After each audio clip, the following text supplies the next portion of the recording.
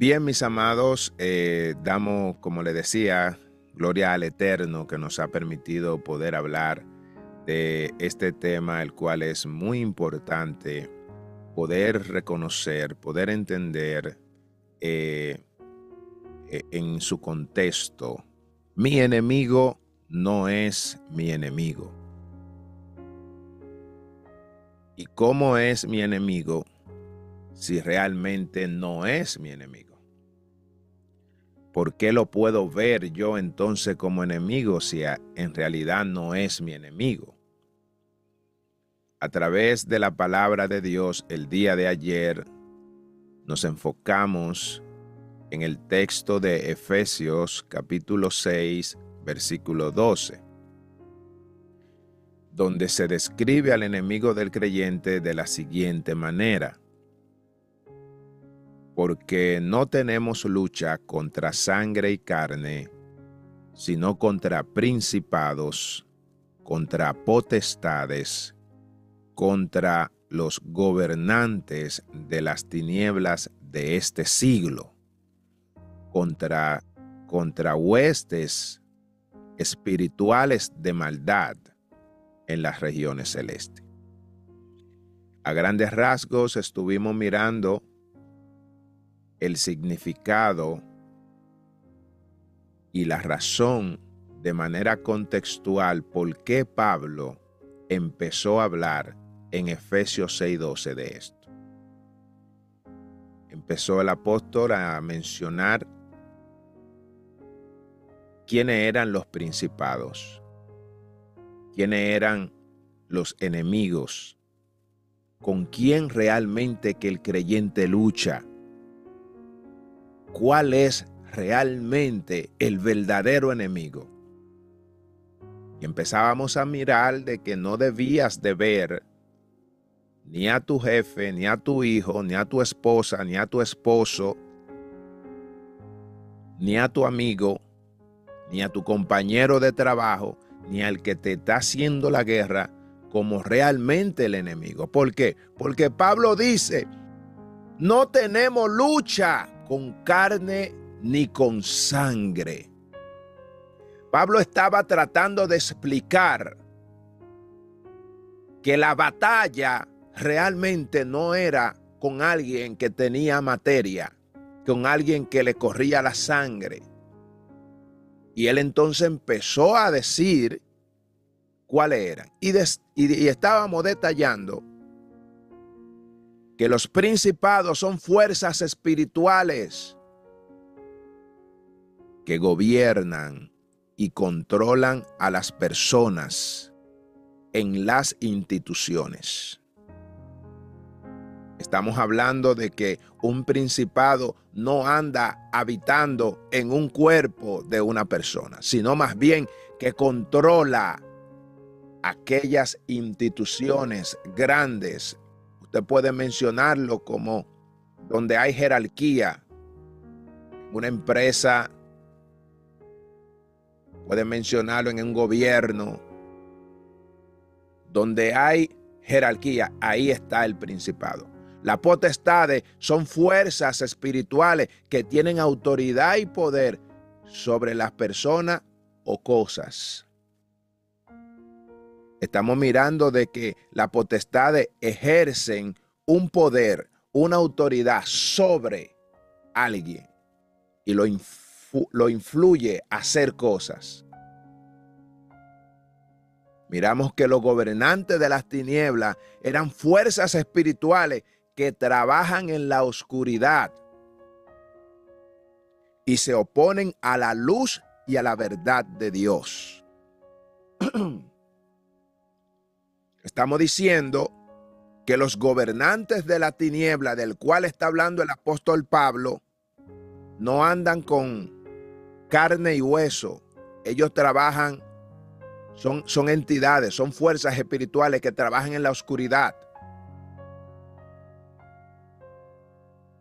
Pero ellos se van a oponer a la luz de Dios. Quiere decir que usted va a estar haciendo cosas de parte del Eterno y va a tener una fuerza contraria que va a querer que usted deje de hacer eso, porque ellos operan desde un lugar oscuro, utilizando, manipulando personas para que tú veas a esas personas como los enemigos, para que tú lo mires a ellos como las personas a las cuales debo de enfrentar. Y los gobernantes son uno de los más peligrosos porque ellos hacen operaciones y crean situaciones que yo cuando la enfrento digo, oye, pero qué lucha tengo con Juan, qué lucha tengo con Juana, qué batalla tengo con Perencejo, con Sutanejo. Pero simplemente los gobernantes lo que ejercen una fuerza en la parte oscura y se oponen a todo lo que tú estás haciendo que viene de parte de Dios, entonces ellos quieren que tú dejes de hacerlo. Utilizan esas personas. Y como último, entonces tenemos a las huestes espirituales de maldad. Las huestes espirituales de maldad, estas son fuerzas espirituales que trabajan juntas. Oiga esto. Trabajan juntas. ¿Cuál es el propósito que tienen las fuerzas espirituales? Llevar a cabo planes de maldad y de destrucción. O sea, cuando ellas se unen, que usted empieza a ver que usted empieza a tener la misma lucha, la tiene en la casa, la tiene en el trabajo, la tiene con el amigo, usted va a la iglesia y también se levantan algunos hermanos con la misma batalla. Usted está mirando ahí, son huestes espirituales. Estas se ponen en conjunto. No sé si usted recuerda en una ocasión que Jesús le habló a los fariseos diciéndole que el reino de Satanás no se puede dividir. Él no se puede atacar a él mismo, porque si él se ataca a él mismo, él se va a destruir. Jesús se estaba refiriendo específicamente a las huestes espirituales de maldad, porque éstas trabajan en unidad. Y el propósito de ella es llevar a cabo un plan de maldad hasta llegar a la destrucción. Usted ha visto creyentes que empiezan con una batalla y después le viene otra y ese creyente no despierta, no entiende que la lucha que él está teniendo no es con esa persona per se. Es un ser espiritual que él no está mirando, él no está viendo, él no está percibiendo en el espíritu que esa guerra es para destruirlo. Hasta que al cabo de un tiempo usted lo ve descarriado, lo ve apartado, lo ve haciendo un sinnúmero de cosas. Todo esto es porque las huestes espirituales empiezan a operar. Y cuando el creyente no se da cuenta de eso, mi amado, entonces hay una guerra, hay una batalla, hay un asunto que nunca se va. Y él solamente tiene el mismo problema, hasta que llega un punto que él dice, es más, suelto todo en banda ya. Y cuando suelta todo, entonces ahí viene la destrucción. Porque las huestes espirituales son enviadas para que no se desaparten y logren el objetivo. El propósito de ella es llevarte a la destrucción, donde ya no existas más, donde llegues a apostatar de la fe, cuando empieces a maldecir. Y vemos al hombre que bendecía, ahora anda maldiciendo. Al hombre que alababa y ahora anda injuriando. Y este es la gran verdad que la iglesia debe de conocer y debe de saber. Mi enfrentamiento no es directamente con alguien que yo estoy mirando todos los días. Es un ser espiritual. Son huestes que se encargan de operar maldades de manera conjunta para llevar a cabo el plan de destrucción total.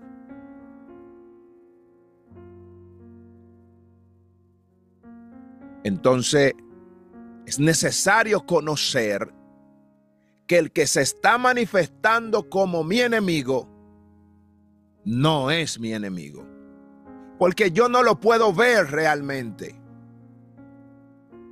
En una ocasión, Jesús está hablando con sus discípulos y de pronto le hace una pregunta: ¿quién soy yo? ¿Quiénes dicen los hombres que soy? Y ellos empezaron a decir, algunos dicen que tú eres Juan el Bautista, otros dicen que tú eres Elías. Y empezaron a enumerar cosas. Jesús le dijo, ok, muy bien. ¿Y ustedes quiénes dicen que yo soy? Hubo silencio en la sala y nadie podía decir nada. Nadie podía. Esa revelación no la tenía nadie en la tierra. Porque esa revelación solamente había llegado por los ángeles y se la habían dicho a María. Cuando María, antes de nacer el niño, le dijeron, mira, en tu vientre va a nacer el Salvador del mundo. El poder del Altísimo vendrá, te cubrirá y de esa manera vas a concebir. Pero ningún hombre sobre la faz de la tierra sabía esto. Y de pronto una luz del cielo desciende y llega al corazón de Pedro. Y cuando esa palabra es revelada, es manifestada, entonces empezamos a mirar a Pedro diciendo, tú eres el Hijo de Dios, tú eres Jesús, el Hijo del Dios viviente. Jesús le dice inmediatamente, oye, eso que tú dijiste no te lo reveló ni carne ni sangre, sino mi Padre que está en los cielos. El mismo hombre que acaba de recibir la revelación, posteriormente Jesús empieza a anunciar su muerte y ese hombre le empieza a convenir al Señor, a decirle, maestro, que esas cosas no te acontezcan. Jesús ya sabía que las huestes espirituales estaban trabajando en conjunta con el propósito de destruir, de acabar el plan que Dios tenía para la redención de toda la humanidad. ¿Y sabe qué intentaron hacer? Utilizar al apóstol Pedro, su momento discípulo de Jesús. Y le dijo, maestro, que esto no te acontezca. Jesús inmediatamente reprendió, porque sabía que esa palabra no venían de Pedro. Así como la revelación de que él era el Hijo de Dios, así también esa revelación o esa palabra que salió de Pedro de que eso nunca le acontezca. Jesús sabía que eso venía de las huestes espirituales de maldad que agarraron la mente de Pedro y empezó Pedro a hablar. Jesús reprendió automáticamente al espíritu de esas huestes que se estaban manifestando y le dijo, apártate de mí, Satanás. Tú no tienes parte ni suerte. No eres quien para destruir el plan de Dios. Aleluya. Por eso el creyente tiene que saber con quién está luchando realmente. ¿Quién es el verdadero enemigo? Porque el que yo estoy mirando, ese no es mi enemigo. Jesús siguió con Pedro. Jesús siguió guiando a Pedro. Le siguió enseñando. Y estuvo hasta la muerte. Y después de la muerte también se le apareció. Y después de que se le apareció, también lo llenó con el Espíritu Santo. Y se convirtió Pedro en el embajador de Jesucristo. O sea que Jesús sabía que la lucha no era con Pedro. Jesús sabía que habían huestes espirituales de maldad que estaban operando para destruir el plan perfecto de salvación y de redención. Por eso el creyente debe de enfocar su mirada y saber que mi enemigo no es mi enemigo. Que saber que aquel que se está manifestando en contra mía no es mi enemigo. Y ayer decíamos que mi hija no es mi enemiga. Mi esposa no es mi enemiga. Mi esposo no es tu enemigo. Tus amigos no son tus enemigos. Tus compañeros del trabajo no son tu enemigo, aunque te digan lo que te digan, los que se levantan en contra tuya, esos no son tu enemigo. Hay un plan maquiavélico, hay un plan desarrollado, ¿sabe por quiénes? Por las huestes espirituales de maldad. Para destruirte, para acabarte, para sacarte. Su plan es que te quemes en el infierno. Su plan es de que tú no alcances salvación. Su plan es de que tú no prediques la luz de Cristo. Su plan es que tú no seas ejemplo de Jesucristo. Su plan es que nunca prediques a Jesús. Entonces, tenemos que enfocarnos. Tenemos que mirar que mi enemigo no es mi enemigo. Al que yo veo con mis ojos, ese no es. Si se está manifestando una batalla, no lo mires a él. Ya el día de mañana y pasado mañana estaremos mirando los últimos 2 puntos que nos van aclarar por completo este punto. Entonces hoy quisiera leerle un pasaje que está en el libro de Mateo, capítulo 5, versículo 38 al 48. Libro de Mateo, capítulo 5, versículo 38 al 48. Aquí hay 10 versículos. 10 versículos donde vamos a mirar la perspectiva de Dios sobre los enemigos. ¿Qué dice, de qué manera Dios percibe a los que se manifiestan como enemigos?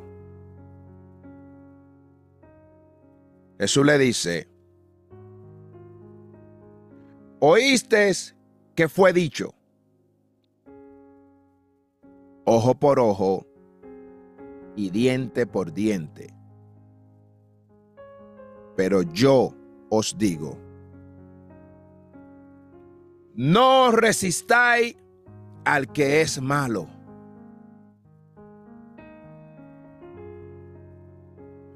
Oíste que se le fue dicho a los antiguos, ojo por ojo y diente por diente. Y él establece una palabra. Yo os digo, no resistáis al que es malo. No lo evites. ¿Te das cuenta cuál es la perspectiva que tiene Dios de los enemigos? Él dice, no lo resista, no lo evite. No mire a alguien que te hace mal. Si viene caminando, di, ay, me voy por aquí. No, no lo evites. Él dijo, antes a cualquiera que te hiera la mejilla derecha, devuélvele también la otra. Ay, ay, ay, ay, ay. ¿Cómo así? ¿Cómo así? Miramos que el maestro muestra un ejemplo de cómo es que debemos responder a aquello que nos hacen daño. En lugar de devolverle el golpe, debemos de aprender a perdonar y amar a aquellos que se manifiestan como nuestro enemigo.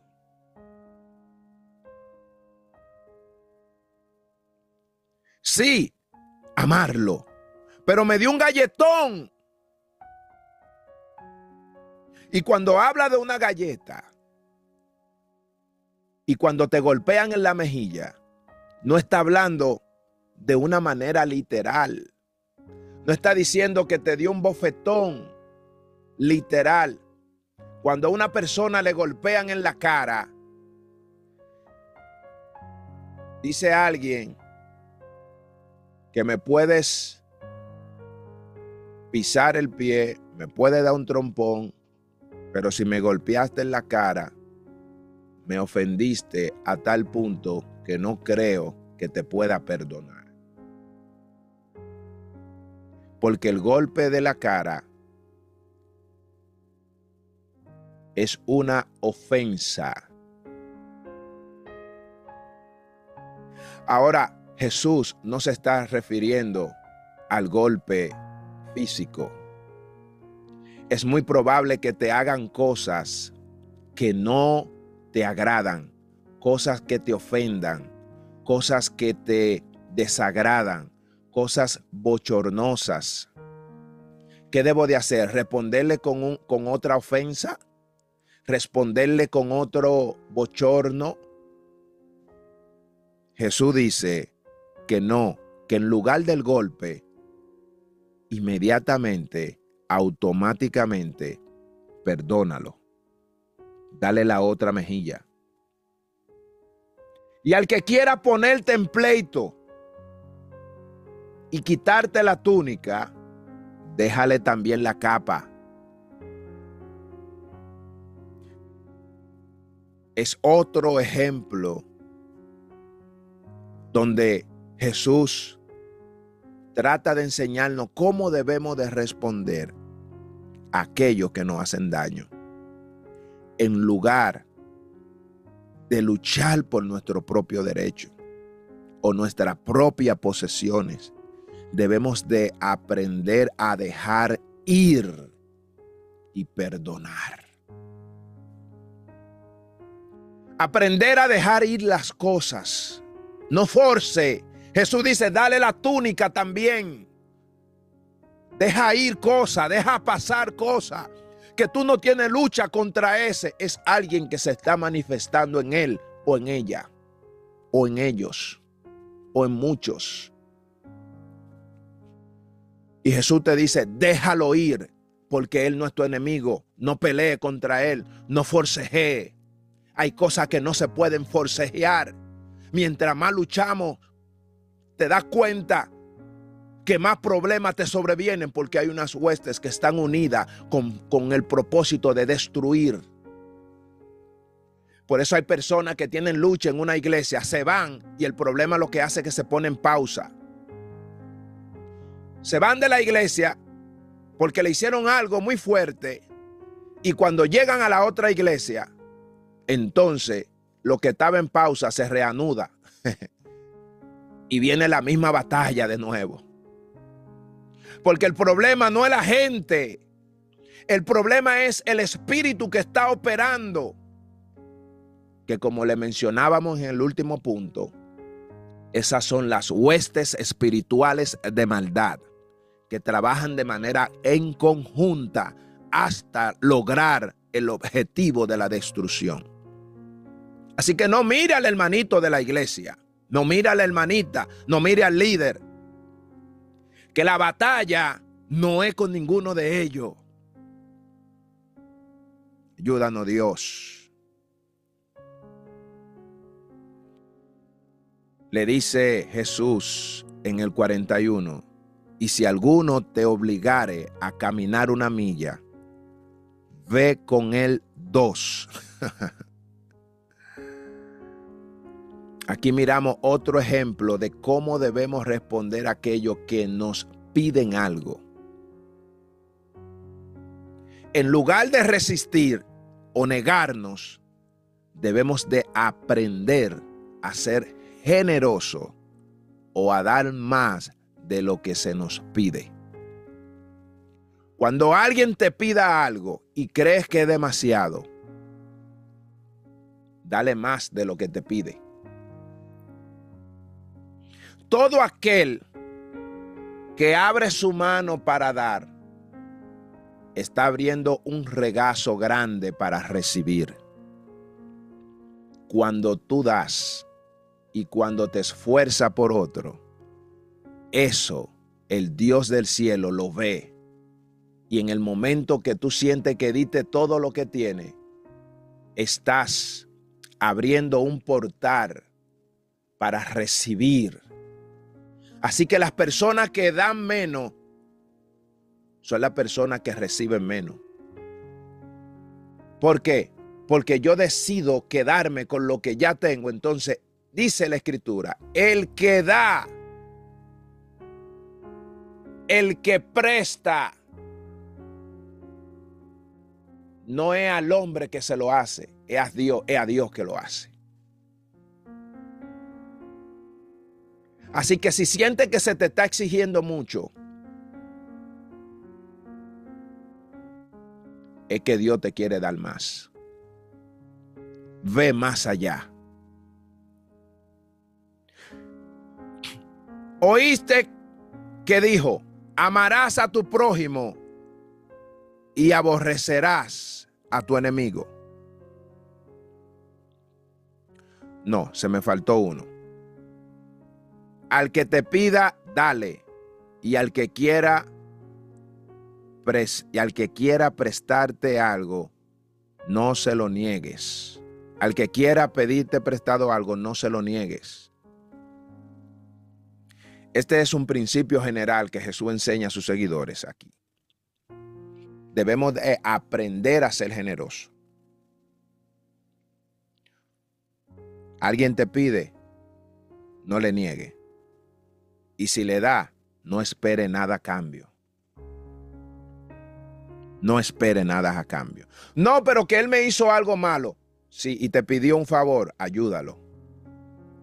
Porque recuérdate que la lucha no es con él. Se te enfrentó, tuviste una situación en tu casa, tu esposa, tus hijos, whatever, quien sea que se te enfrentó, tu hermano, tu hermana, tu amigo, quien sea que se te enfrentó, te hizo algo malo que tú sabes que te hizo mal. Y se te acerca a pedirte un favor. Dale. Porque él no es tu enemigo. En el momento que decides no darle, ¿sabe lo que va a pasar? Le estás abriendo una puerta, le estás diciendo a las huestes espirituales de maldad, ustedes pueden hacerlo todo, acábenme. Así que Jesús le dice,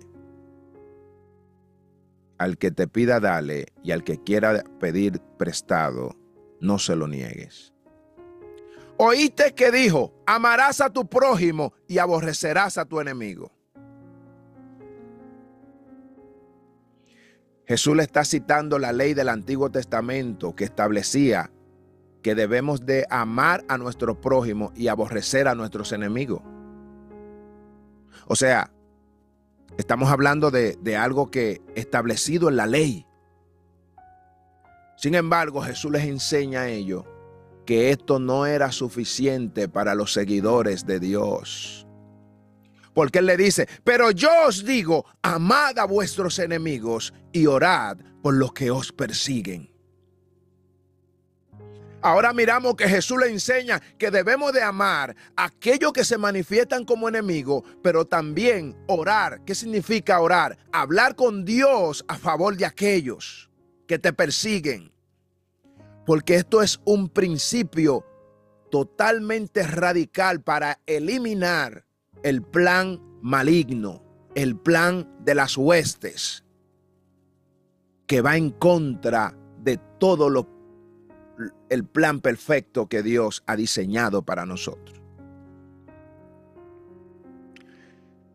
Y él continúa diciendo, para que seáis hijos de vuestro Padre que está en los cielos. Jesús enseña que el amar a nuestros enemigos y orar por aquellos que nos persiguen, demostramos que somos hijos de Dios.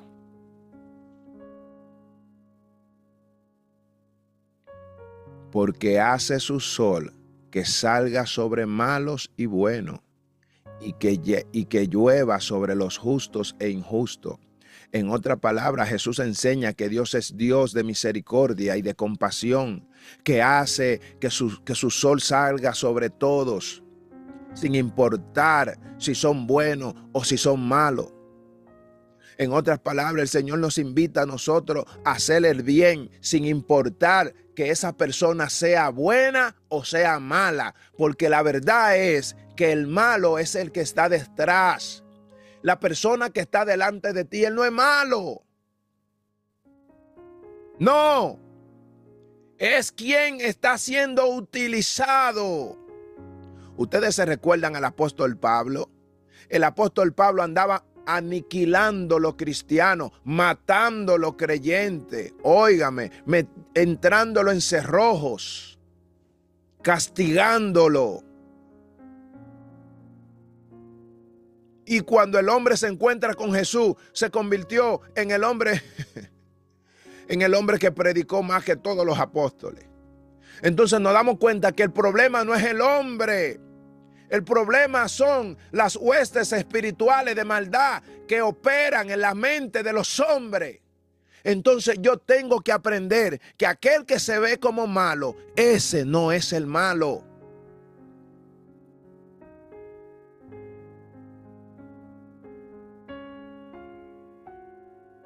Jesús dijo, porque si amáis a los que os aman, ¿qué recompensa tendréis? ¿No hacen también lo mismo los publicanos?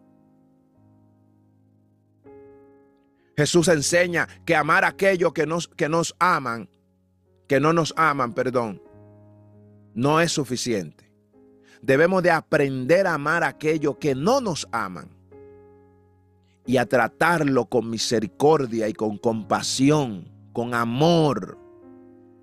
Demostrarle el amor de Cristo a aquel que te hace mal. Demuéstrale amor, porque Él no es tu enemigo.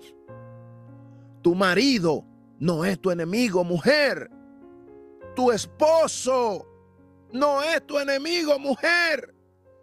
Tu esposa no es tu enemiga, hombre. Tus hijos no son tu enemigo, padres. Tus compañeros, tus hermanos de la iglesia, esos no son tu enemigo. Aunque se manifieste como tal, no son tu enemigo. Jesús enseña que no es suficiente amar a aquellos que no nos aman,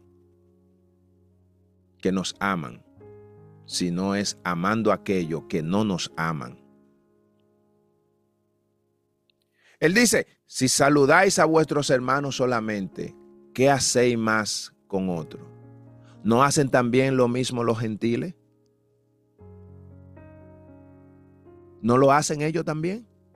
Entonces Jesús enseña que saludar a nuestros hermanos y amigos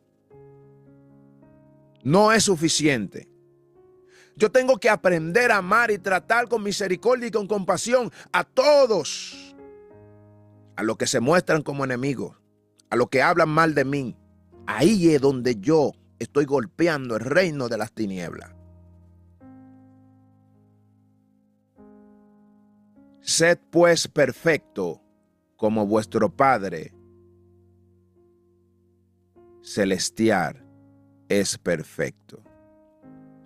La perspectiva de Dios sobre los enemigos.